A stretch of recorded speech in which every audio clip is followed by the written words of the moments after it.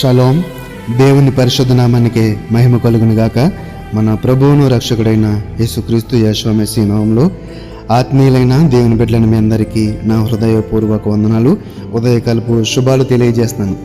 2వ రాజుల గ్రంథము 22వ అధ్యాయము 19వ వచనంలో తండ్రి అయిన దేవుడు ఒక చక్కని మాటని ఈరోజు మనకి నేర్పించబోతున్నారు.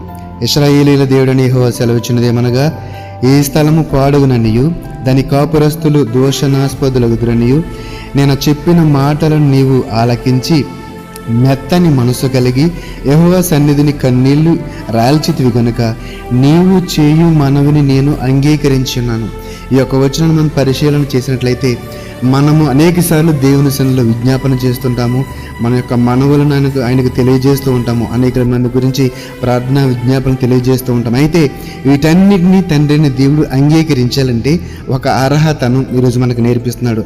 ఎటువంటి అర్హత కలిగి, ఎటువంటి మనసు కలిగి మనం ప్రార్థన చేస్తే మన విన్నపములను ఆయన వింటాడో ఈ వచనం ద్వారా మనం గ్రహించవచ్చు. చూడండి, నీవు ఆలకించి మెత్తని మనసు కలిగి, ఇంకొంచెం పైనుంచి, నేను చెప్పిన మాటలను నీవు ఆలకించి మెత్తని మనసు కలిగి యెహోవా సన్నిధిని కన్నీళ్లు రాల్చితివి కనుక నీవు చేయు మనవిని నేను అంగీకరించున్నాను. మొట్టమొదటిగా ఆయన మాటలను వినాలి, ఆయన ఆజ్ఞలను మనము గైకొనాలి, వాక్యానుసారమైన జీవితం మనము జీవించాలి. రెండవదిగా మన ఆ యొక్క విన్న మాటల ద్వారా ఎప్పుడైతే తండ్రి యొక్క మాటలను విన్నామో ఆ యొక్క వాక్యానుసారమైన జీవిస్తూ ఉన్నప్పుడు మన హృదయము సాధు స్వభావం గలదానిగా సాత్వికముగా మార్చబడుతుంది. ఇక్కడ అదే మెత్తని మనసు. మెత్తని మనసు అంటే ఏంటండి?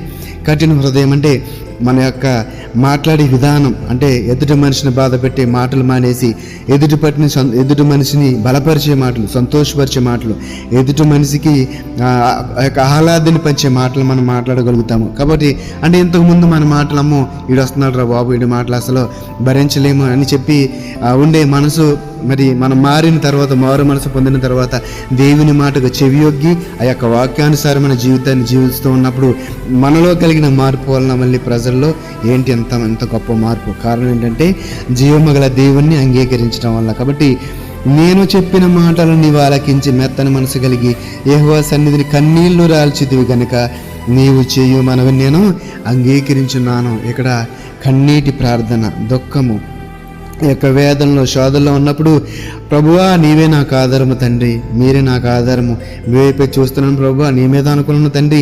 ఈ లోకంలో ప్రజలు నన్ను తండ్రి ప్రభు శోధనను తప్పించలేరు, ఈ అవసరతను నాకు తీర్చలేరు ప్రభువా, మీరే నాకు ఆధారము, మీరే నాకు దిక్కని చెప్పి కన్నీటి ప్రార్థన చేస్తే గనక తండ్రి అని దేవుడు ఆయన మన యొక్క కన్నీటి ప్రార్థన చూసి, మన యొక్క పశ్చాత్తాపము చూసి కనికరపడి మన యొక్క అవసరతను తీరుస్తాడు, మన యొక్క మనవులను అంగీకరిస్తాడు. మన మనవులను అంగీకరించబడ్డాయి అంటే మనకి దీవెన కలిగినట్లే, మేలు కలిగినట్లే. అలాగే యెషయా గ్రంథం 62వ అధ్యాయం 2వ వచనం చూస్తే, ఎవడు దీనుడై నలిగిన హృదయము గలవాడై నా మాట విని వణుకుచుండునో వానినే నేను దృష్టించుచున్నాను. దృష్టించడం అంటే చూచడం, అంటే మనం దేవుని దృష్టిలో పడాలంటే, దేవుని దృష్టిలో ఉండాలంటే మనం ఎలా ఉండాలండి? దీనుడై నలిగిన హృదయము గలవాడై నా మాట విని వణుకుచుండును. ఆయన మాట వింటమే మన విధిగా ఉండాలి. దీన హృదయం కలిగి, తగ్గింపు మనసు కలిగి ఉండాలి. కాబట్టి అంటే దేవుని వాక్యము విని వాక్యానుసారమైన జీవితాన్ని జీవించడం వలన మనలో కలిగే మార్పు ఏంటంటే ఆ యొక్క దీన మనసు, మెత్తని మనసు, మెత్తని హృదయము, సాత్వికము, సాధు స్వభావము, విరిగి నలిగిన హృదయము. ఇదే దేవునికి కావలసిన విరిగి నలిగిన హృదయం, మనసు. కాబట్టి చూడండి, ఎవడు దీనుడై నలిగిన హృదయము గలవాడై నా మాట విని వణుకుచుండెనో వాణ్ణి నేను దృష్టించుచున్నాను. ఆయన మాట విని వణుకడం ఏంటండి?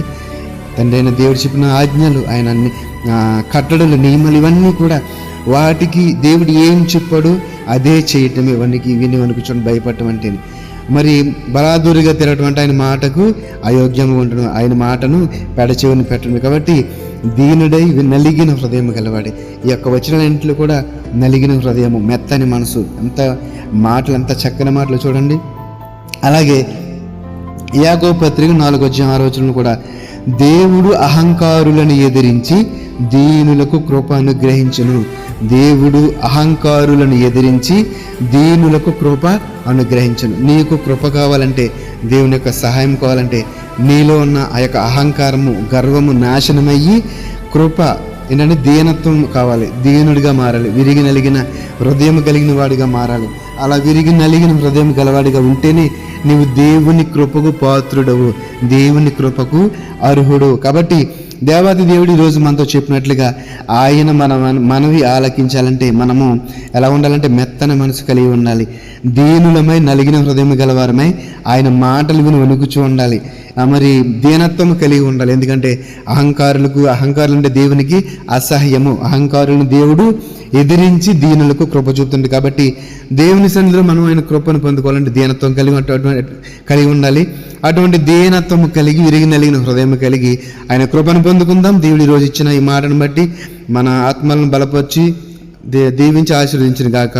ఆమేన్. పరిశుద్ధుడ మహోన్నతుడ మమ్మల్ని కన్న తండ్రి, నీ పరిశుద్ధమైన నామమునకు వందనాలు, స్తుతులు, స్తోత్రాలు. నాయనా, మీరు అహంకారులను ఎదిరిస్తారని, అహంకారులంటే అసహ్యమని, దీన హృదయం గలవారిని, మెత్తన మనసు గలవారిని, సాధు స్వభావం గలవారు, విరిగి నలిగిన హృదయం గలవారంటే మీకు ఇష్టమని, వారికి కృప చూపుతావని ఈరోజు మాకు నేర్పించారు ప్రభువా. మేమందరం ప్రభు ఆ యొక్క సాత్వికమైన మనసు దీనత్వము కలిగి తండ్రి ప్రభు నీ కృపను నీ మేలును పొందుకునే తండ్రి ప్రభు ధన్యత మాకు దయచేయమని, మా యొక్క హృదయములను కట్టమని, మమ్మల్ని బాగు చేయమని నజరేయుడైన యేసు మెస్సీ నామములో ప్రార్థన అడిగి వేడుకొనిచున్నాము తండ్రి. ఆమేన్, ఆమేన్. షాలోమ్. అందరికీ వందనాలు.